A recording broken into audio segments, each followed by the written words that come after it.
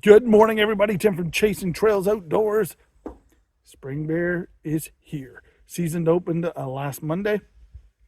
I have not hunted yet. I just got confirmation that on the 17th we had our first bear. Check this picture out. That is, I think, one of the cubs from last year, maybe. There was two cubs last year. We called them Patches Junior Junior and Patches Junior Junior twin brother. You guys may have seen them in this video.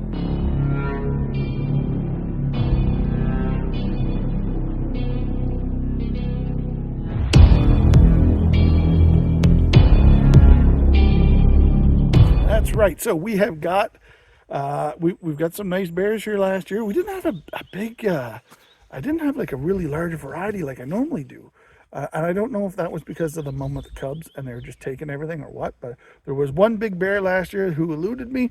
We're hoping this is going to be my year for him. Mark, my brother, is coming up again later on this month or next month to catch just pre-rut into the rut type of stuff. And yeah, so it's gonna be an exciting season. So today what we're doing is we're putting the stand up, which I'm going to film today. I don't normally film it, but today I'm going to film it, show you guys, anybody who's new, to you know, some careful steps for when you're by yourself and putting a stand up. I don't like doing stands by myself. I will, because I'm by myself most of the time anyway. But there are some safety steps you can take in pre-setup, and I'll show those to you. Also, I don't do 18-foot stands. I only do 12. I just don't like 18 feet. A little high for me. But I could go up that far, but I don't think there's a need in bear. 12 feet's more than high enough. The bear can't reach me. Bear's going to climb a tree. You're going to climb a tree. But so far, I've had no problems, and I really enjoy the 12-foot height. It just seems to be perfect. So we got that. Then I got to drill some holes in the barrel because what I noticed after the first bear, he got all the bread out, but he couldn't get the stuff on the bottom, all the corn and beef fat and stuff like that. So we're going to drill some holes in the bottom so that if they're moving shaking the barrel around, stuff will fall out the bottom for them. On top of that, we've got some new Spypoint cameras we're going to put up today.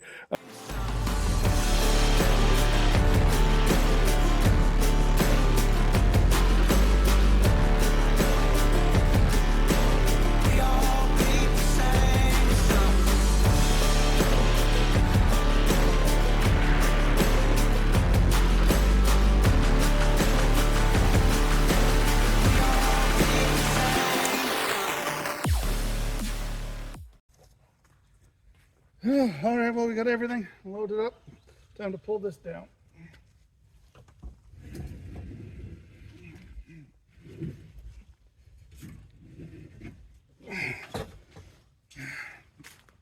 Here we are, guys. Let's hit in.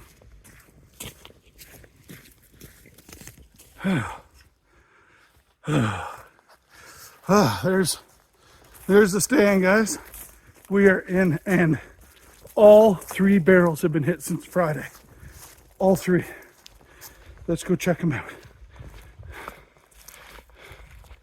That's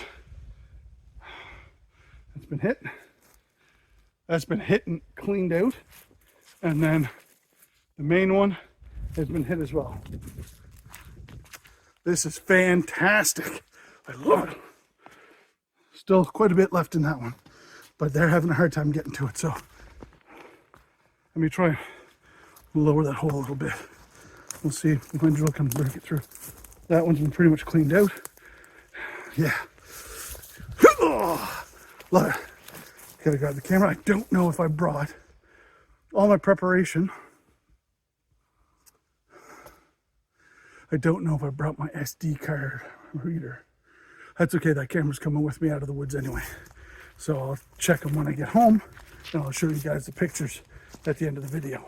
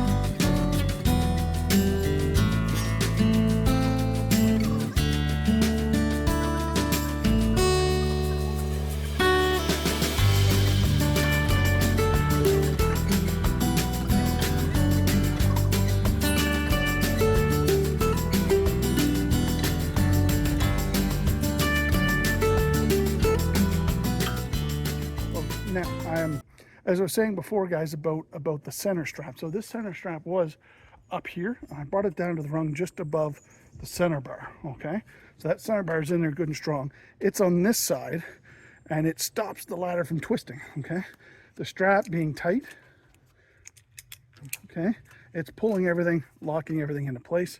So, I mean, yes, you are always going to have some type of movement with a ladder stand, but this is sturdy, it's solid, it's not. All right, so guys, we got the Solar Flex here. This is not a new camera. This is not a new one we're putting up. This one I had some problems with the other day. Something was going on with the. I think I didn't format the card right. It wasn't working. So, anyways, fresh new batteries, and I got everything set up. The Force Pro Solar is right here. That one's gonna get pulled down. This one's gonna go up.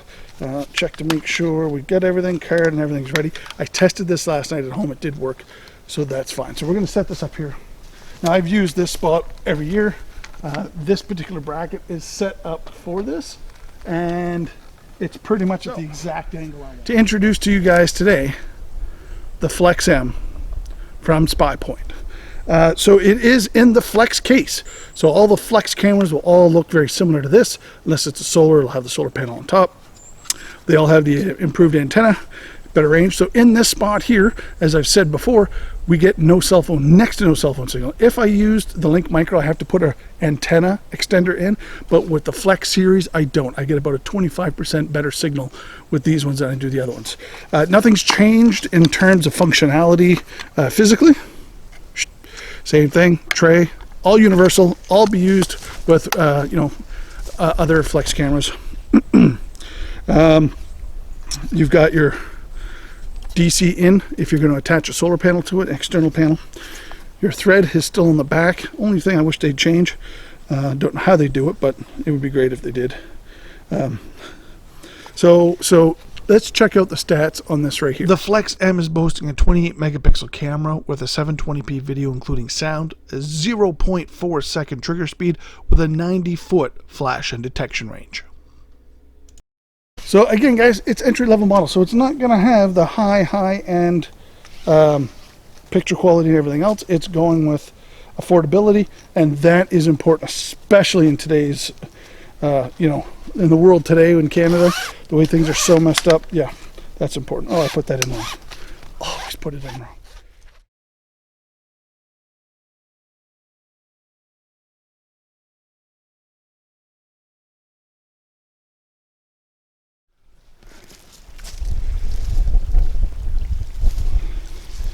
Force Pro S 2.0.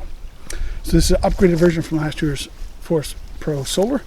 And this one's really, they've changed things up quite a bit. So outside of the fact that it is in the usual Force Pro case, the inside is different. Ooh-ha. That, my friends, is a viewing screen. Let me just turn this on for you. So what's really, really neat about this, guys, is when you are when you just turn it on into setup mode, it looks at whatever your thing's at. So then you hit the M button, and that goes into the options. But as you see, it's a full color display. The Force Pro S 2.0 has a strong focus on high video quality with a 4K video, going with a 48 megapixel camera for great picture quality, a 0.2 second trigger speed, followed up with a whopping 110-foot flash and detection range.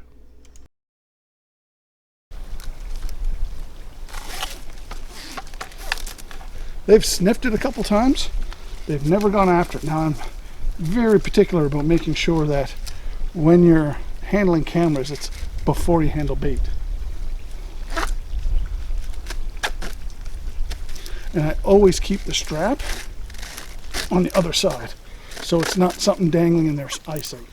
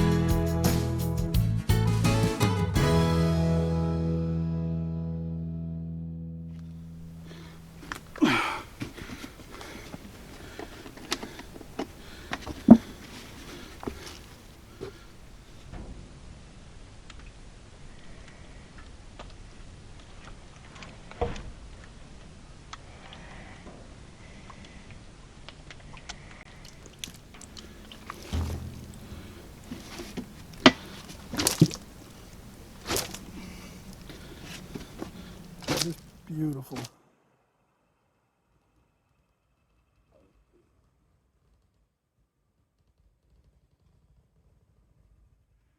Guys, this is so peaceful. I got all the work done. I was just about to leave. I just filmed my outro. And I said, I want to go sit and stand for a few minutes. All my gear's down there by the bait site. And if a bear were to walk in right now, I'd have to scare him off because he'd probably rip apart my bag and everything. But God, this would have been such a nice day for hunting bear. So beautiful.